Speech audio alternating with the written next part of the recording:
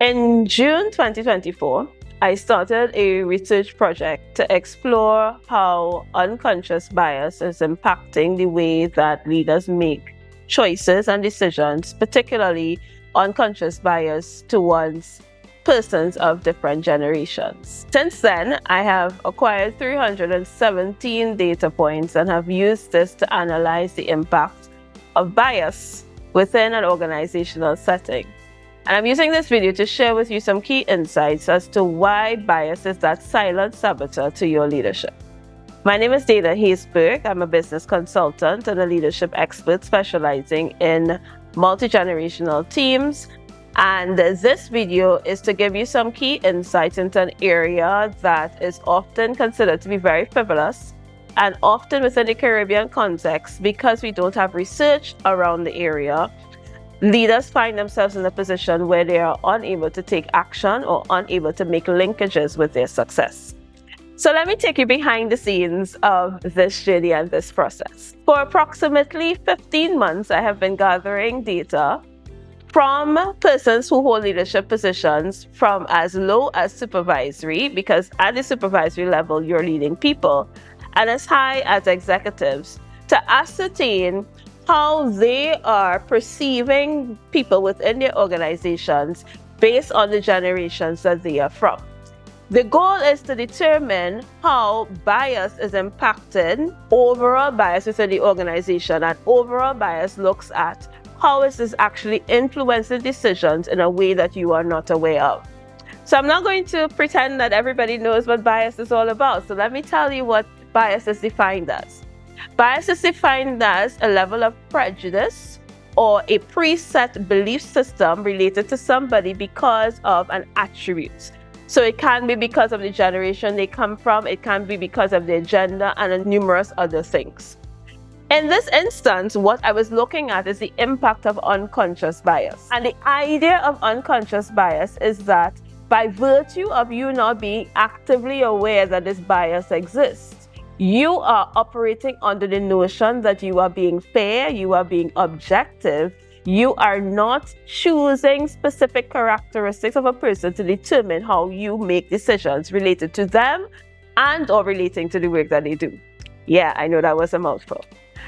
This is so important because, again, when you start thinking about organizations in its most granular level, an organization is an accumulation, a grouping together of people who are working towards a particular vision. And in that setting of pulling people together, we all come into that environment with our preconceived notions based on our history, based on our experience, based on our circumstances, and a number of other factors. For a long time, we often talk about bias, and if I were to have a conversation and I'm presenting on bias, and I ask the question of most individuals, they'll say, I am not biased, I'm very fair. And truth be told, because we are professionals, we've learned a long time ago about tact and diplomacy. We've learned a long time ago about how to be fair in our decision making or our perception of fairness. But what we're not treating with is that there are often latent thoughts that because we are human beings are going to impact the way that we make our choices and decisions. So let's get into what the research has shown me. Having analyzed the 317 data point entries against 3 categories, looking at perceptual bias, which is your perception, because perception is in fact reality. So perceptual bias looks at there is a latent unconscious perception about particular things that affect the way in which you behave. So we looked at perceptual bias, we looked at behavioral bias, which is the overt demonstration of bias and prejudice towards an individual based on a particular factor, and how it impacts overall bias, which is not always seen, but it is impacting the decisions, it's impacting your operation, it's impacting your modus operandi in general. Having done this research and having done the analysis, it was very interesting to observe what the findings were.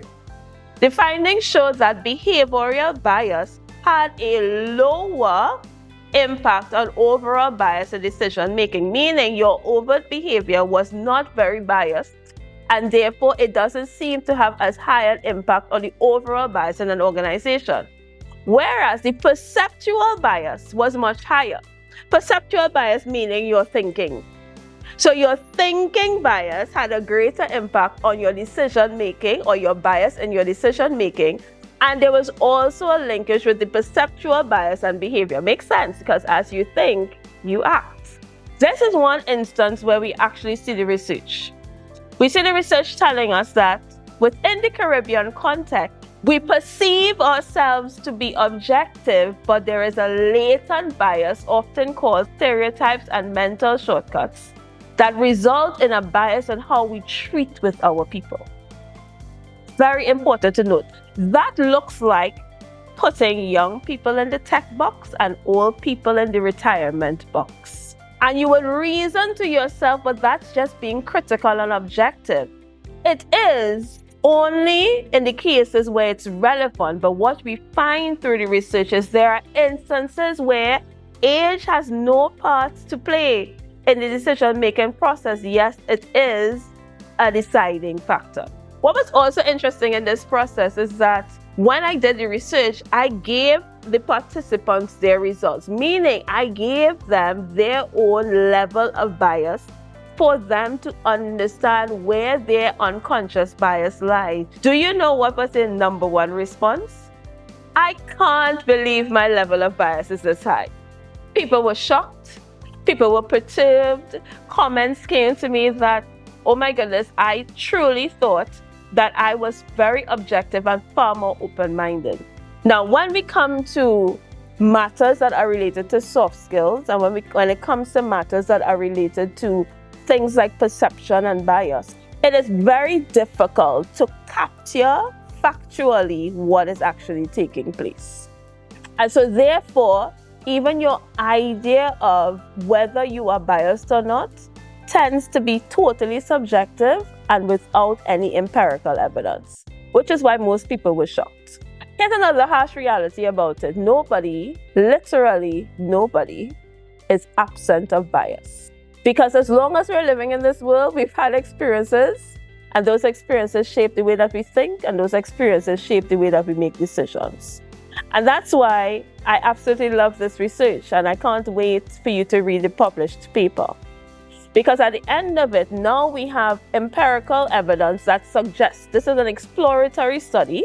So it is not, there's no model attached to it just yet. It's an exploratory study that tells us within the Caribbean context, while we are highly professional, that professionalism is masking a level of bias that is sabotaging your leadership. And it's something that we need to become aware of. It links back now to the idea that in order to be an excellent leader, you have to first be an excellent self-leader, an excellent leader of yourself. So I'm sharing this with you because coming out of this research, here's what I have uncovered, that bias has become the silent saboteur of the leadership of many individuals who lead people and hope to create cultural shift and success. It is a silent saboteur because we are not aware that it is permeating all the levels of our decision making. And this is just looking at one aspect, bias against persons based on their generation. The idea now is this: how do we treat with the impact of this on our leadership and on our organization? I'm leaving you with one instruction that I wish for you to explore as part of your people development considerations for your team this quarter, next quarter. It's the idea that we do need to have bias awareness training within our organization. And we also need to have bias awareness training within ourselves. Because the more we explore this topic, the more we can realize that oftentimes we're making decisions based on a perception of someone that has nothing to do with facts and has everything to do with a preconceived notion about who they are. So my challenge to you is explore your own leadership. Do a bias awareness assessment throughout your organization. Do some research to determine how bias is impacting every level of what you do. Because if you are looking to amplify your leadership and you're looking to get results from your leaders, and to get results from your efforts, and to get results from your people, it's important to unmask, uncover, and address the silent saboteur that is now working against us and all our efforts. Thank you so much.